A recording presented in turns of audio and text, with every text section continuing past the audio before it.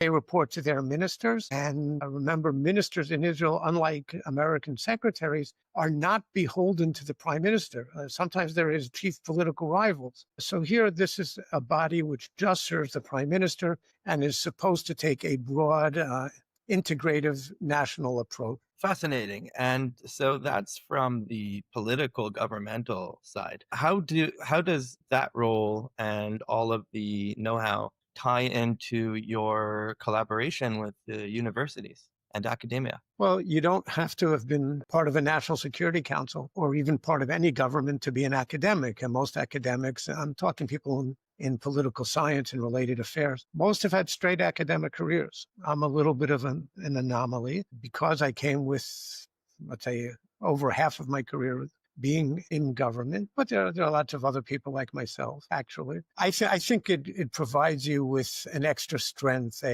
when you've seen the real world from the inside and how things actually happen. And then if you have a good theoretical background as a political scientist, I think it makes you a better analyst in the end. So just to go on a tangent for half a second, what does it mean to be an excellent analyst in your case? Ooh, that's a tough one. What does it mean to be an excellent analyst? Well, I would like to say to get it right, but since so many of us or most of us are wrong so often, then that's maybe not a good criterion. But yeah, it would be nice. It would be nice to think that we do it at least sometimes. Look, in the end, it's the depth of the knowledge that you bring, your ability to express it. And here's where the experience in government, both in how you express things, but in how things are really done in understanding it. The theory is very fine, but in the end, governments don't operate on the basis of political science theory. Why don't governments operate on the basis of political science theory?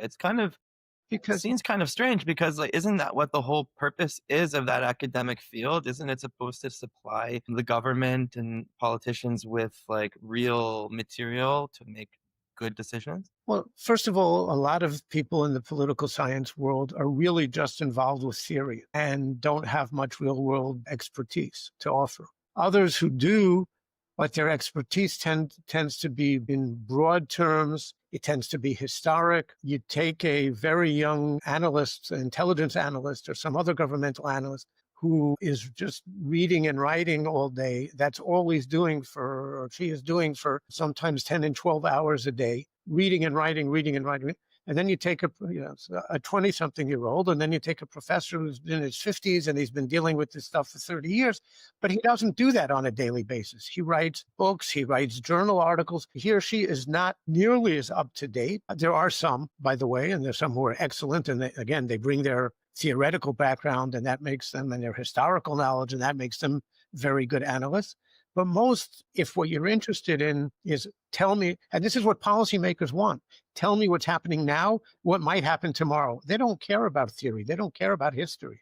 And that's why there's a divide between political science as an academic field and people who deal with political science in the real world. And I can tell you just as a personal anecdote, when I first entered government, I had my master's degree, and I thought I was a pretty good student, and I knew my stuff. And I arrived in the Ministry of Defense, and basically it's like going to boot camp and starting life from scratch.